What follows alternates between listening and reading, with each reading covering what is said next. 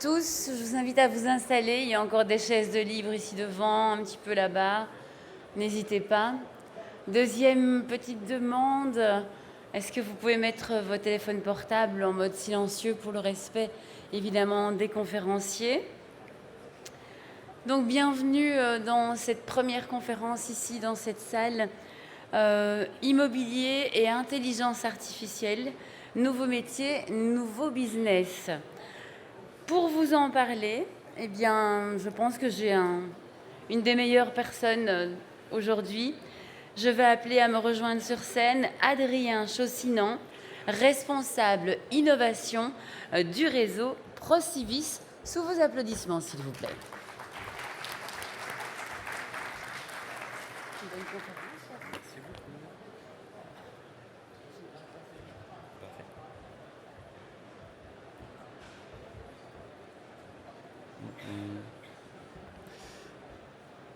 Bonjour à tous. Je suis Adrien Chaussinan, donc responsable innovation du réseau Procivis. Alors je vais d'abord parler un tout petit peu du réseau Procivis avant d'accueillir nos invités. Le réseau Procivis, c'est le premier réseau coopératif immobilier de France. Nous sommes promoteurs immobiliers, bâtisseurs de maisons individuelles, bailleurs sociaux, et nous possédons un réseau d'agences immobilières sous le nom Immo de France. Le réseau Procivis, c'est 1,5 milliard de chiffre d'affaires, consolidé, donc avec plein d'activités différentes. Au sein de ce réseau, j'ai la mission de transformer les métiers pour qu'ils soient, disons, à jour pour nos clients, c'est-à-dire utiliser les nouvelles technologies au bénéfice de la fluidité des transactions, de la fluidité de nos constructions, de la qualité de nos ouvrages et de la relation avec nos clients, qu'ils soient dans le parc privé ou dans le parc public, ou en tout cas celui des bailleurs sociaux. Aujourd'hui, on m'a confié le travail de, on va dire, mettre en lumière l'intelligence artificielle, et j'ai proposé donc à trois personnes que je côtoie régulièrement de nous exposer comment ils ont développé du business, développer des entreprises autour de l'intelligence artificielle, et comment aujourd'hui, dans nos métiers de l'immobilier, cela va impacter durablement la manière dont on travaille. Alors avant de les inviter, j'aimerais vous poser 3 questions. La première, c'est est-ce que dans la salle, vous pouvez lever la main si vous pensez que l'intelligence artificielle sera utile dans vos métiers dans les prochaines années? Bonne réponse. La deuxième, c'est est-ce que vous avez déjà utilisé l'intelligence artificielle dans votre quotidien personnel? Ah, il y a déjà moins de monde. Est-ce que vous avez déjà utilisé l'intelligence artificielle dans votre quotidien professionnel? Il y a plus de monde. Étonnant. Ok. Merci pour ces questions. J'aimerais que ce soit un moment interactif. Donc si vous avez des questions qui vous viennent pendant les échanges, n'hésitez pas à les noter, à les garder en tête. N'hésitez pas aussi à m'interpeller pour dire bon, j'aimerais bien en savoir plus sur ça, ou voilà. Donc ce sera ouvert au public dans un deuxième temps. Maintenant, je vais accueillir nos 3 invités. Je vais commencer par Eddy Calabrese de Data Builder. On va pouvoir les applaudir. Merci Eddy. Puis Pierre Magranja d'Onogone ou LetXB. Et enfin Pascal Métivier pour la société SecureClé, SecureKeys. Bienvenue à vous, et je crois que je vais vous rejoindre sur la scène.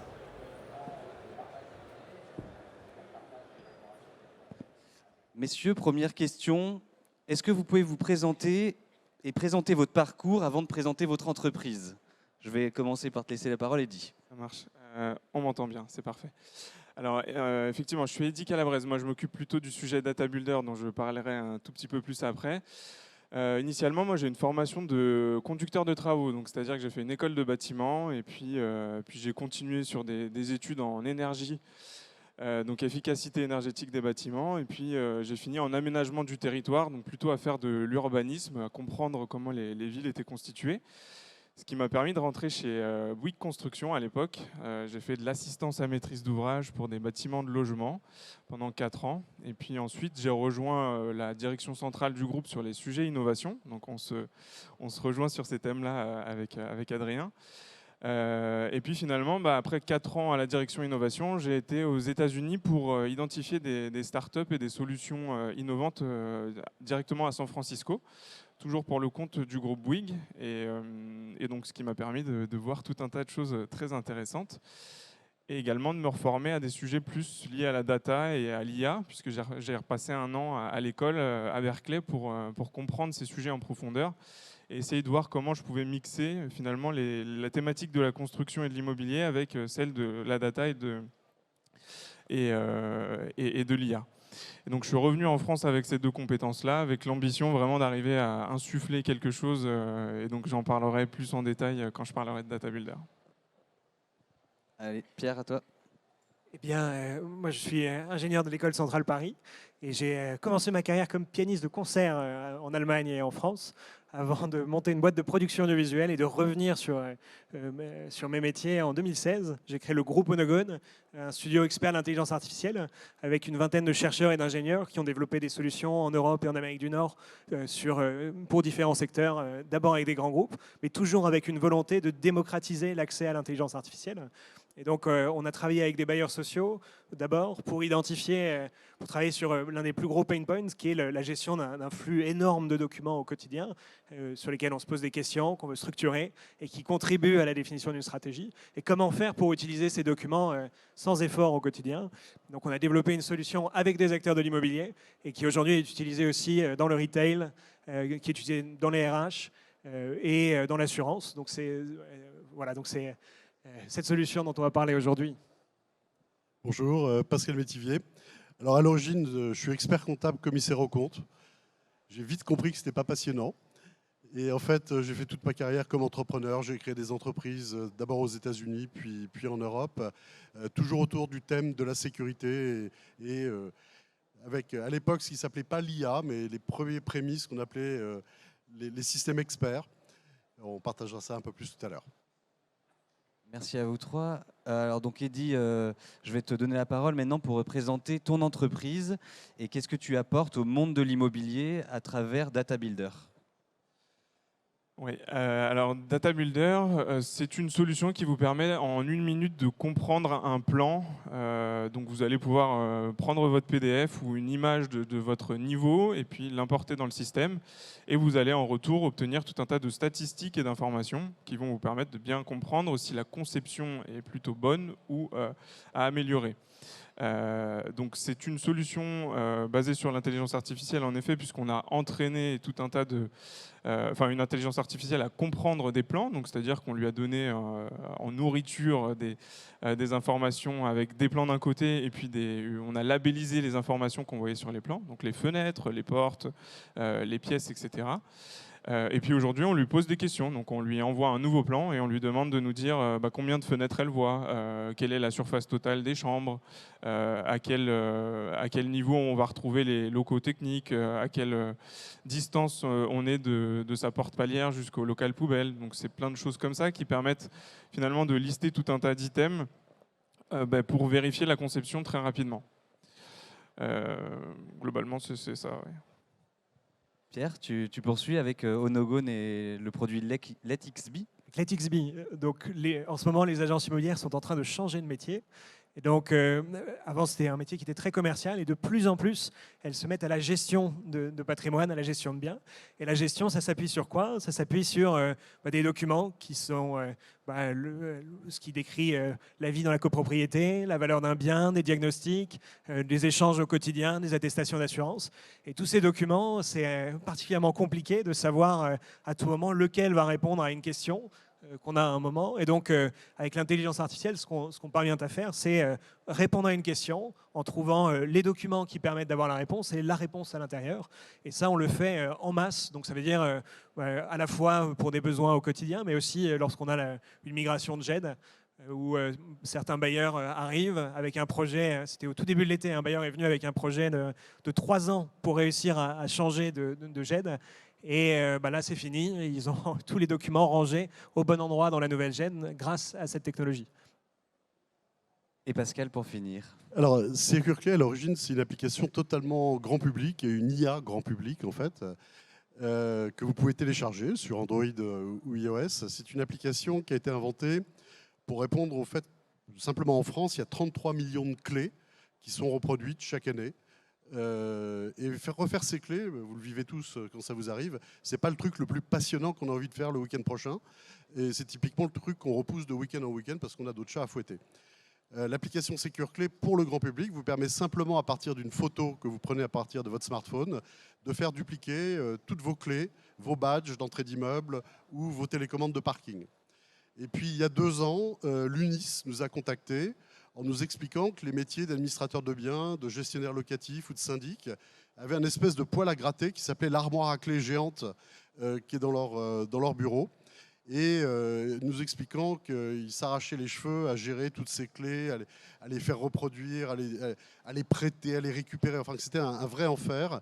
Et nous a demandé si on était prêt à considérer de développer une version professionnelle de cette application pour les professionnels de l'immobilier. Parfait. Alors, petite question intermédiaire avant de rentrer dans les sujets d'intelligence artificielle et de mise en œuvre dans nos métiers de l'immobilier. Est-ce que vous pouvez, en 2 ou 3 phrases, me dire ce qu'est une IA? Et je commence par Eddy. Oui, alors là, oui, c'est vrai qu'on peut avoir tout un tas de définitions en fonction des gens à qui on pose la question. Alors moi, je dirais que c'est un ensemble de technologies qui sont censées faciliter la vie des humains, déjà d'une, et qui vont apprendre tout un tas de choses avec des données qu'on va leur donner et qui vont pouvoir reproduire des comportements humains, voire les améliorer. Je dirais ça. Pierre? Alors, je vais faire une décomposition en 2 catégories. Il y a les IA génératives et les IA supervisées. Les IA supervisées, aujourd'hui, c'est 90% des utilisations d'entreprises. C'est celles qui sont entraînées pour réaliser une tâche particulière en lui donnant plein d'exemples de réalisation de cette tâche. Donc ça, c'est des IA qui sont fiables et qui sont stables sur le long terme, mais qui prennent du temps à construire. Derrière, il y a les IA génératives qu'on peut adapter et construire assez rapidement pour répondre à un besoin nouveau. Et par contre, en production, c'est plus difficile d'évaluer leur performance et de s'assurer qu'elles marchent bien. Et donc, le métier d'une personne qui construit une intelligence artificielle, c'est d'arriver à utiliser ces 2 leviers pour avoir de la customisation, mais une garantie de performance au niveau de ce qu'on attend avec l'IA supervisée. Merci. Pascal? J'essaie de compléter. Je dirais que l'IA, d'abord, ce n'est pas une baguette magique. Ce n'est pas juste un truc magique qui marche tout seul, c'est beaucoup de travail, beaucoup d'erreurs et beaucoup d'apprentissage à faire à la machine. In fine, c'est un outil qui va permettre, je pense, d'éliminer des tâches répétitives, mais surtout d'apprendre en le faisant et de s'améliorer automatiquement en le faisant, de façon finalement à laisser à l'humain la partie plus créatrice, à plus grande valeur ajoutée, en tout cas je le pense, contrairement à ce que certains pensent. On n'est pas forcément d'accord avec tous les points de vue, et en tout cas pas avec le mien. Alors, une définition que nous donne le MIT de l'intelligence artificielle, donc ce sont effectivement des robots qui apprennent automatiquement, alors supervisés ou non, avec 3 catégories moi, que je retiens dans l'analyse. La première analyse possible, c'est l'analyse d'images. Et on a des exemples très concrets avec SecureClay et avec DataBuilder. On a un deuxième secteur d'activité qui est le langage humain, NLP. Il y a plein de mots autour de ça. Et donc là, c'est Onogone, LetXB qui est sur ce sujet. Et puis une troisième qui est moins représentée aujourd'hui, mais qu'on retrouve dans des grands salons comme le CES de Las Vegas, les robots. Les robots qui reproduisent une partie de nos comportements et qui peuvent accompagner l'humain dans ces tâches complexes ou difficiles.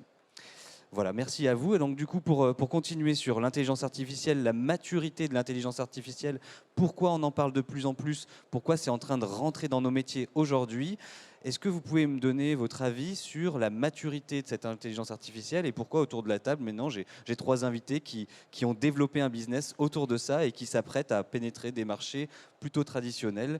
Où on en est, pourquoi aujourd'hui je redonne la parole à Pascal.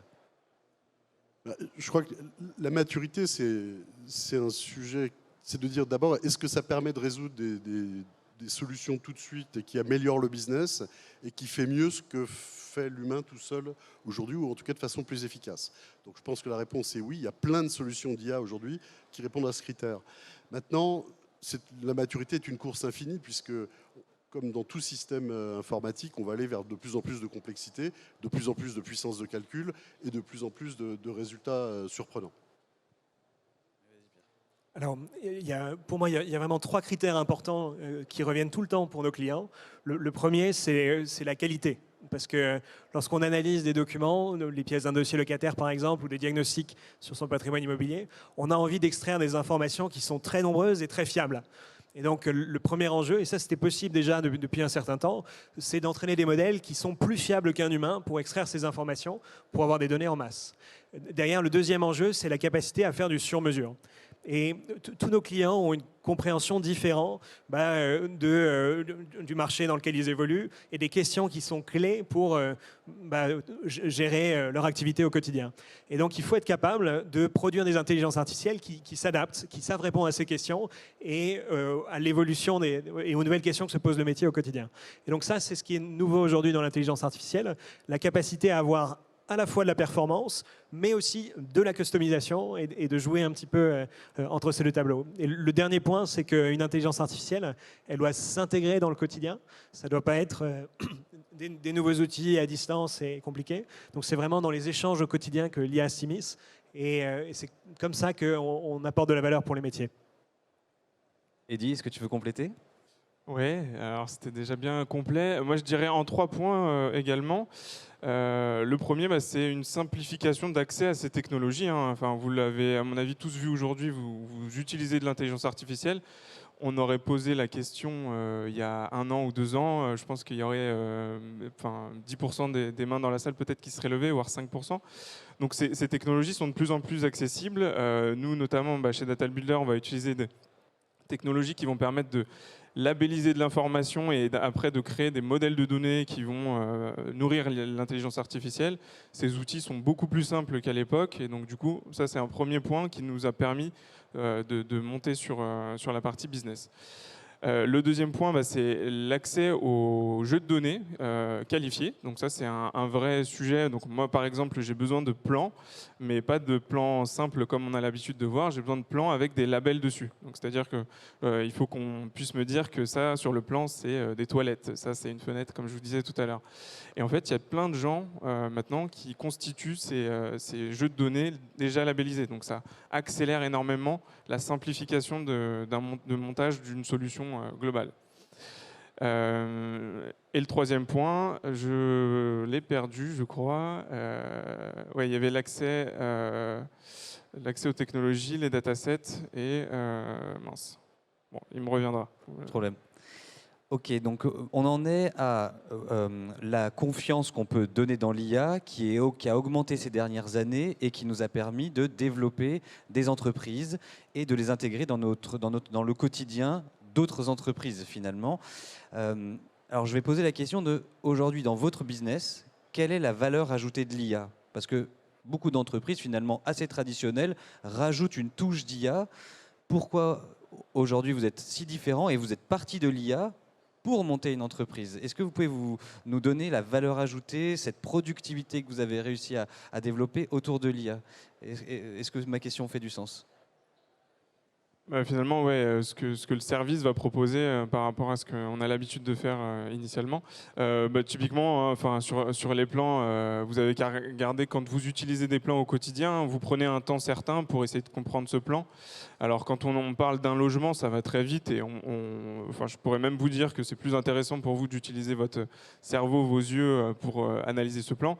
Mais quand vous avez un programme de 100 logements, là ça prend un peu plus de temps d'arriver à bien comprendre comment est établi ce plan, ce qu'on pourrait améliorer, quels sont les ratios de CHAP sur SDP pour l'ensemble de l'opération, quel logement a trop de couloirs, il y a plein de questions en fait comme ça qui se posent. Et donc on gagne un temps certain en fait dans l'analyse et la compréhension du projet. Donc ça c'est d'un côté plutôt promotion et même vente. Et puis on a de l'autre côté où on peut avoir des sujets plus techniques. Il y a des maîtreurs ou des constructeurs qui vont avoir besoin de comprendre la quantité de matériaux à utiliser pour créer ce bâtiment. Vous allez avoir les maîtreurs qui vous font les DPGF et toutes ces pièces techniques pour construire votre dossier. Eh bien, eux vont gagner un temps énorme pour constituer le dossier. Pierre. Alors, moi, j'ai découvert l'intelligence artificielle en 2008. Et c'est l'année aussi où on a compris qu'il fallait réguler les activités économiques. Et finalement, quand on fait de la régulation, la manière qu'on a de l'appliquer, c'est de demander à chacun de documenter, de produire des documents sur ce qu'il fait au quotidien. Et c'est les documents qui, derrière, doivent être exploités par d'autres sociétés. Et une grosse difficulté, c'est on arrive aujourd'hui à collecter un petit peu ces documents-là. Alors parfois on arrive à les ranger, mais si vous me dites que vous le faites très bien et sur le long terme, vous faites partie des 10% de sociétés qui nous le disent. La grosse difficulté, c'est qu'il faut réussir à ranger ces informations et à les rendre disponibles et utiles pour pouvoir prendre des décisions en fonction de diagnostics, de contrats et de toute cette richesse documentaire.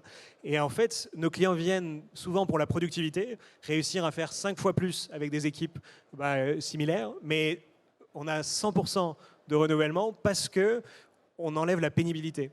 Et en fait, souvent, on arrive à collecter les documents, mais on n'arrive pas à les ranger, à les exploiter. Et ça génère de la frustration parce que finalement, la partie simplement collecter le document, si on sait que derrière, ça va juste être empilé dans une poubelle, ça génère beaucoup de pénibilité. Et donc, nous, on arrive à tirer la valeur de ces documents-là. Et donc, ça permet vraiment aux équipes d'être très allégées en fait, dans le traitement de cette charge. Ça y est, je l'ai entendu, 5 fois plus. Quand on était aux États-Unis, on entendait souvent qu'une bonne innovation, qu'une bonne technologie, elle devait être 10 fois plus puissante que la précédente pour pouvoir pénétrer le marché. Là, tu as parlé de 5 fois, mettre de la pénibilité en plus. Est-ce qu'on peut dire aujourd'hui que vos 3 business se sont montés sur des technologies qui permettent d'aller 10 fois plus vite qu'un humain? Donc vas-y Pierre, et puis après je donnerai la parole à Pascal. Alors, le ROI x5, c'est avec le prix de la solution.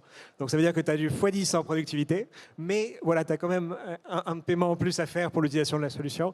Et donc, j'ai pris en compte cette partie-là. Ça marche. Pascal? Alors, je vais répondre en donnant 2 exemples pour illustrer comment l'IA a pu avoir un impact. En France, il y a 10 ans, il y avait 10 000 serruriers pour refaire vos clés dans les différentes villes. Il n'y en a plus que 3 500 aujourd'hui. Donc, quand vous habitez à la campagne, quand vous habitez loin des grandes villes, des fois, il faut faire 15, 20, 30 km pour trouver quelqu'un pour refaire vos clés. Donc, d'une façon assez étonnante, l'IA, une solution digitale, donc, une forme de fracture numérique inversée, a ramené du service n'importe où en France, dans le plus petit village de France. Vous pouvez faire votre double de clés grâce à votre smartphone. Ça, c'est pas 10 fois, c'est pas 100 fois, c'est une autre façon de regarder la chose. C'est une façon de remplacer un métier qui disparaît de façon systémique. L'autre exemple qui est plus proche de vos métiers d'administration de biens, quand l'UNIS nous a contactés, on a eu la chance de pouvoir travailler avec certains de vos confrères qui nous expliquaient que pour un copropriétaire demande un double de clé lambda qui vaut 10 € par exemple. Et qu'est-ce que ça veut dire pour l'administrateur de biens? Qu'est-ce que ça veut dire pour le syndic? En fait, ça veut dire une série de plein de micro-tâches qui ne sont jamais calculées, mais quand on les met bout à bout, finissent par coûter beaucoup, beaucoup d'argent. Et c'est ainsi qu'on a eu la chance de travailler avec un contrôleur de gestion d'un des grands groupes. Et on a pu démontrer que pour une clé de 10 €, l'administrateur de biens dépensait 150 € de salaire et de charges pour traiter une simple demande.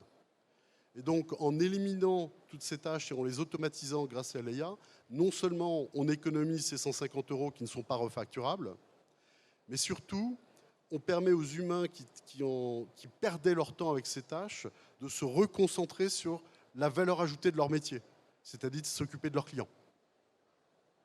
Merci Pascal, c'est tout à fait l'endroit pour le dire dans cette conférence. Nouveau métier, nouveau business. Donc nouveau business, vous avez développé des entreprises et on arrive aux questions maintenant de notre business en tant que promoteur, en tant que gestionnaire de biens, en tant que loueur de biens. Comment vos outils rentrent dans notre quotidien? Comment on le partage à tout le monde? Finalement, est-ce que vous ne vous retrouvez pas face aux mêmes questions que toutes les entreprises qui sont dans le rent aujourd'hui? Comment je fais en sorte d'offrir un bon service? Parce que l'IA ne fait pas tout. Et j'aimerais vous entendre sur cette question. Où vous en êtes dans votre entreprise en termes de développement déjà de business, mais aussi en termes d'intégration dans le quotidien des gens? Je suis sûr que là, derrière, il y a des milliers de questions dans le public. Alors effectivement, l'IA ne fait pas tout et je vais vous délivrer les coulisses du fonctionnement de nos solutions pour que vous ayez bien conscience en fait de certaines limites, parce que c'est important de l'avoir en tête. Alors déjà sur le comment, il y a des choses toutes simples qu'on connaît tous, mais les plateformes qui permettent de se connecter à un service et puis de l'utiliser. Et puis à côté de ça, vous avez le terme que tout le monde utilise, les API, qui est finalement ce serveur qui va vous permettre d'aller dans votre système à vous, qui est votre cuisine, et puis vous avez le restaurant de l'autre côté qui fait le passage des plats, etc. Enfin, soit l'un, soit l'autre. Donc nous, on est sur ce genre de modèle.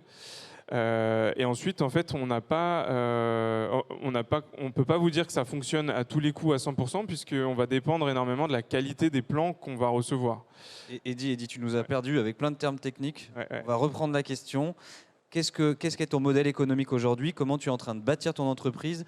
Est-ce que tu peux nous parler de cette plateforme SaaS? Parce qu'a priori, au début, tu étais plutôt sur un système de relations où on t'envoyait des plans manuellement, tu les traitais, tu renvoyais des résultats. Quel est ton développement en ce moment pour accéder à d'un coup beaucoup plus de clients et aussi une qualité de service beaucoup plus rapide pour le client? Oui, tu as raison, on va reprendre dans le bon sens. En effet, au démarrage, on s'est dit, on a une technologie, on n'a pas eu le temps de développer toute la plateforme pour que tout le monde puisse l'utiliser d'où il veut. Et donc, du coup, on a proposé un service tout simplement classique. Donc, c'est-à-dire, on recevait par mail des plans et puis on les mettait dans notre machine et puis on renvoyait des tableaux d'information. Donc ça a marché un certain temps. Puis après, on s'est dit, il faut commencer à mettre en place une plateforme pour que les gens puissent le faire par eux-mêmes. Donc, on a effacé cette tâche de réception de mails et d'import dans le système, etc., etc. Et puis surtout, nos clients commencent à être beaucoup plus, à apprécier la solution et à pouvoir adhérer beaucoup plus facilement, puisque ils se retrouvent à être indépendants sur le timing et ils peuvent faire les choses quand ils le souhaitent. Mais bon, là, je révolutionne rien, je parle juste du passage du mail à la plateforme. Et puis ensuite, on a certains clients qui nous ont dit elle est bien votre plateforme, mais en fait, elle ne correspond pas tout à fait à nos processus internes. Et donc, on a besoin d'avoir accès à la petite machine là, qui fait tout le travail et qui reçoit les plans et qui fait tous les calculs. Donc, c'est là où on parle d'API. En fait, on va mettre à disposition ce petit système. Et donc, on va le brancher à leur outil à eux. Ouais. Ça marche. Pierre, tu nous racontes comment tu as su intégrer LetXB à un process de buyer, d'ailleurs, qui est un process lourd, long, ancré dans le temps. Un des gros challenges de l'innovation, c'est souvent que les métiers sont beaucoup plus exigeants que la direction. Et donc, jusqu'en 2022, l'intelligence artificielle, c'était beaucoup de prototypes qui étaient vendus assez cher et qui avaient, d'après Gartner, 15% de chance d'être utilisés au quotidien parce que les métiers étaient déçus par le niveau d'exigence qui avait été défini au démarrage. Et donc, avec LetXB, ce qu'on a décidé, c'est de mettre en place une plateforme qui est tout de suite utilisable. On peut tout de suite poser des questions, qualifier ce qu'on recherche dans les documents, faire un process qui est sur mesure pour s'assurer que les métiers se projettent dans son utilisation et génèrent tout de suite de la valeur. Et à partir du moment où on peut apporter la garantie que l'information qui est produite, elle génère de la valeur sur le long terme, c'est là qu'on facture un prix qui dépend du volume de documents à traiter. Et ce qu'on facture, c'est cette garantie de performance. Et à tout moment, les métiers peuvent avoir de nouvelles idées, tester de nouvelles choses. Et c'est vraiment ça qui fait que derrière, on arrive à vraiment rentrer dans les process et à créer la valeur sur le long terme. Alors donne-moi un exemple concret. Je suis gestionnaire locatif, je reçois des dizaines de dossiers papier parce qu'on m'en envoie encore. Qu'est-ce que je fais concrètement? Qu'est-ce que me propose LetXB?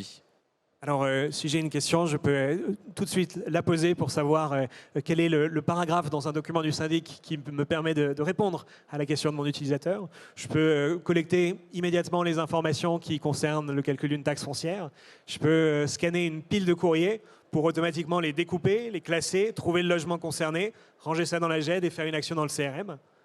Je peux aussi, lorsque je fais une migration de GED, je l'évoquais tout à l'heure, ne pas planifier 2 ans ou 3 ans de travail pour mes collaborateurs et simplement définir la structure des informations que j'ai envie d'avoir, donner quelques exemples et puis lancer l'IA pour qu'elle fasse le classement. Donc c'est vraiment des cas très variés et qui rentrent dans le quotidien assez facilement. Pascal, pour conclure aussi sur ce sujet, parce que ça fait 2 ans que vous travaillez sur l'intégration de votre technologie au sein des administrateurs de biens, je sais que ce n'est pas évident. ProCivis fait partie de vos clients et on est sur le terrain avec des équipes qui utilisent votre outil, mais pas encore de la manière optimale. Racontez-nous l'histoire de ce développement. Alors, la version pro, donc la version professionnelle de l'immobilier de notre application, elle va permettre en fait de créer le jumeau numérique du contenu des armoires à clés, à badges et à télécommande que vous administrez, de façon à pouvoir ensuite automatiser les demandes, de faire en sorte que ceux qui en ont besoin de ces clés, ces badges et ces télécommandes puissent vous les demander de façon le plus automatisée possible, tout en laissant la main et le contrôle à l'administrateur de biens. C'est-à-dire que ce n'est pas juste on peut commander n'importe quoi et l'obtenir, c'est toujours l'administrateur qui décide de vous le donner ou pas. Mais déjà, on élimine toutes ces tâches et on fluidifie le processus. Avec ce jumeau numérique, eh bien, vous allez pouvoir également commander les doubles en un clic. Donc, il y a plus... Et puis surtout, vous allez éliminer toutes les tâches comptables et administratives qui sont associées à ces travaux. Donc, c'est ainsi qu'on élimine les fameux 150 € de frais de traitement qui ont été constatés. Le modèle, il est assez simple. On met à disposition cette plateforme SaaS, cette IA, donc, qui est opérée à la fois par un smartphone qui va vous permettre de prendre les images des clés, des badges et des bips que vous avez, et puis après une plateforme logicielle.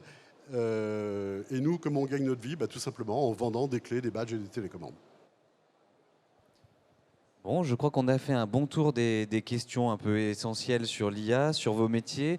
Moi, j'aimerais interroger maintenant le public et de voir si dans l'Assemblée, il y a des questions. Direct, très bien. Première question.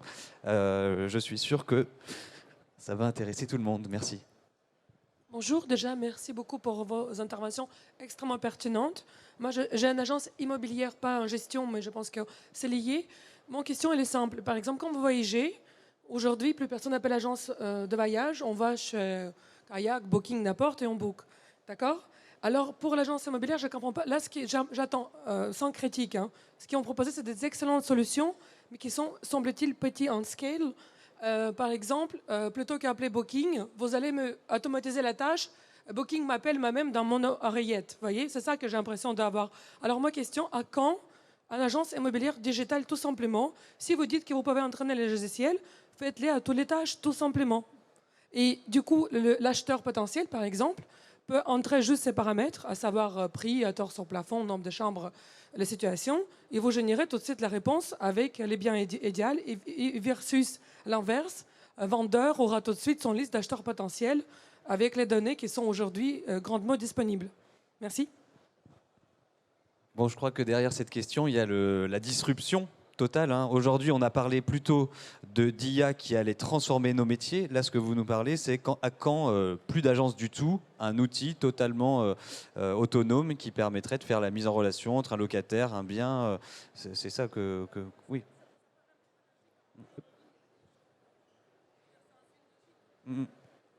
Oui, donc oui, effectivement. Donc peut-être la question qui est derrière ça, c'est à quand l'augmentation de vos services au point que finalement l'agence immobilière ait moins de sens? Elle n'a pas moins de sens, elle sera humaine. On sera humain, différent, avec l'opinion, avec le goût, etc. Mais les vraies tâches, toutes les tâches qui ont 8 heures par jour, on analyse des documents qu'on perd constamment, et vous avez tellement raison. On ne sait jamais où ils sont finalement. Quand on peut vraiment avoir les solutions d'agence digitale. Merci. Alors, je vais essayer de répondre de manière un petit peu spécifique. Je pense que quelqu'un qui fait de la gestion au quotidien sur des biens immobiliers sait que l'information, elle va être présente dans le document, mais parfois, les documents ne sont pas tout à fait cohérents. Parfois, la question, elle n'était pas très bien posée à la base, et il va falloir poser une autre question et aller chercher une autre information. Alors, l'intelligence artificielle, elle est capable de structurer des données quand on sait exactement ce qu'on va chercher sur un gros volume. Elle est capable de répondre à une question particulière avec un petit peu moins de fiabilité que dans le premier cas. Mais alors, essayez d'imaginer qu'est-ce qu'il y avait derrière la tête et comment est-ce que je vais faire pour poser la bonne question. Ça, on n'est pas du tout à cette étape-là. Et donc, l'enjeu, c'est plutôt pour le métier de comprendre ce que va lui apporter l'intelligence artificielle, la pénibilité qu'elle va pouvoir retirer et la valeur que lui va pouvoir continuer à apporter dans le processus. Et aujourd'hui, cette valeur, elle est très très importante et elle va s'imposer un petit peu dans tous les métiers. Et la question, c'est est-ce que je serai le premier à anticiper cette évolution et à adapter ma stratégie pour arriver avant les autres? Pascal, à quand l'automatisation totale de la production de clés pour quelqu'un qui en voudrait une dans une copropriété? En fait, votre question, elle est valide dans n'importe quel métier. J'ai parlé à d'autres séminaires sur l'IA et cette question, elle revient à chaque fois. En fait, je pense qu'elle est d'abord reliée à l'analyse de la valeur de chaque métier, de la valeur qu'on conçoit actuellement de c'est quoi mon métier, c'est quoi la valeur ajoutée que je rapporte, par rapport à toutes les tâches qui finalement sont nécessaires et qui sont contraintes, mais qui en fait n'apportent pas directement la valeur ajoutée. Donc déjà, le but de l'IA, c'est d'éliminer ces tâches qui sont à faible valeur ajoutée pour vous donner le temps de vous concentrer sur celles qui sont à forte valeur ajoutée. Mais la question qui arrive immédiatement derrière, c'est finalement, est-ce que la valeur ajoutée que je vois aujourd'hui dans mon business est celle que je voudrais demain? Est-ce que mon business ne va pas changer finalement parce que, voilà, est-ce que le métier de l'agent immobilier, il ne va pas être éliminé? À mon avis, il va changer. Et il va changer parce qu'il est le plus utile pour ses clients. Donc, in fine, c'est j'élimine tous les trucs qui sont pas super intéressants et je me concentre sur la valeur ajoutée qui est vis-à-vis du client, mais qu'il ne faut pas sous-estimer non plus, c'est vis-à-vis des équipes. Parce que les équipes sont contraintes aussi toute la journée à faire des trucs qu'ils n'ont pas envie de faire et qu'ils n'aiment pas faire. Alors que quand on fait des choses qu'on aime, on le fait mieux, et quand on le fait mieux, on est plus efficace, et voilà.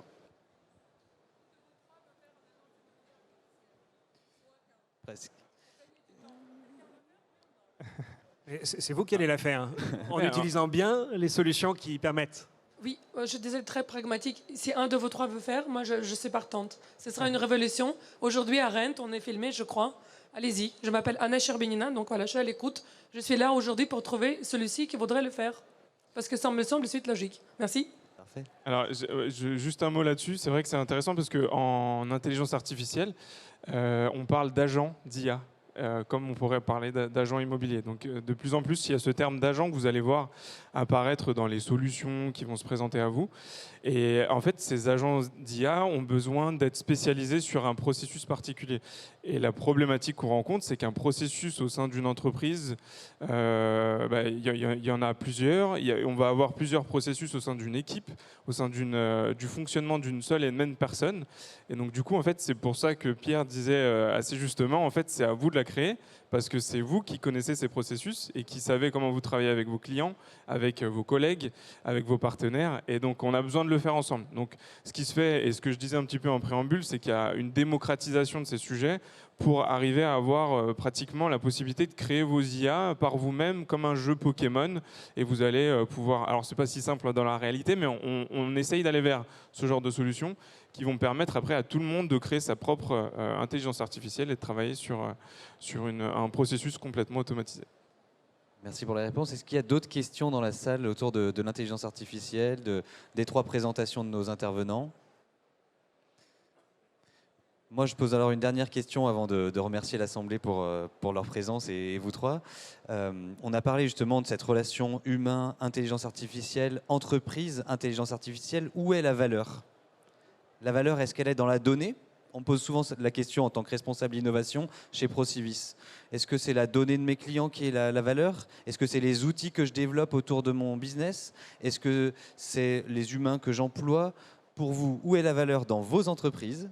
Et où est la valeur chez vos clients que vous ne souhaitez surtout pas disrupter, surtout pas transformer demain? Vas-y, Eddy. Nous, forcément, il y a une grande partie de la valeur qui est dans les plans, puisque au fur et à mesure de comprendre et d'analyser tout un tas de plans, on va pouvoir créer des modèles de géométrie qui vont pouvoir finalement créer des plans à la fin. Enfin, l'idée derrière, c'est qu'on soit en capacité de vous proposer un plan d'appartement directement en conception d'un projet. Donc ça, c'est en effet, il y a une partie de la valeur qui est portée dans les données initiales, et après, vous allez avoir quand même le processus, ça, qui est chez vous et qui est, à mon sens, la chose la plus importante, parce que vous comprenez la chaîne d'événements à mettre en place pour arriver à faire une vente, à faire une conception, enfin en fonction de votre métier, à faire de votre gestion d'actifs, etc. Pierre? Je pense que l'immobilier est un métier d'entrepreneur et que c'est le cas depuis très longtemps. Aujourd'hui, la technologie amène des nouveaux outils qui vont vraiment accélérer la transformation de ces métiers-là. Et donc, c'est vraiment le moment de se reconcentrer sur cet aspect entrepreneurial de votre métier pour réussir à aller tirer un petit peu plus de valeur. Si vous étiez sur une agence plutôt sur le volet commercial, peut-être aller tirer vers la gestion. Si vous aviez, réussir à faire évoluer vos métiers pour arriver à prendre une plus grande partie de la chaîne de valeur en automatisant les bouts qui sont les plus simples à intégrer. Merci Pierre et Pascal pour conclure. Je dirais que la valeur est à plusieurs niveaux. D'abord, dans les données, parce que sans les données, l'IA n'existe pas. Donc, on peut avoir une merveilleuse IA, pas de données, Ça sert à rien. Donc il faut de la donnée, il faut l'enrichir en permanence, il faut la faire vivre. Elle est ensuite dans les méthodes et les process, et surtout dans le changement de ces méthodes et ces process. Et à la fin, c'est dans l'équation économique qu'elle génère. Parce que si c'est juste pour se faire plaisir, ça ne sert à rien. C'est un exercice de style, c'est pour les universités peut-être, mais pour des professionnels, il faut que ce soit économiquement rentable et donc pertinent. Et donc sans ces 3 éléments, elle ne sert à rien, l'IA. Un grand merci pour votre présence. On peut encore les applaudir. Et je pense qu'ils sont disponibles pour discuter après la conférence. Merci encore.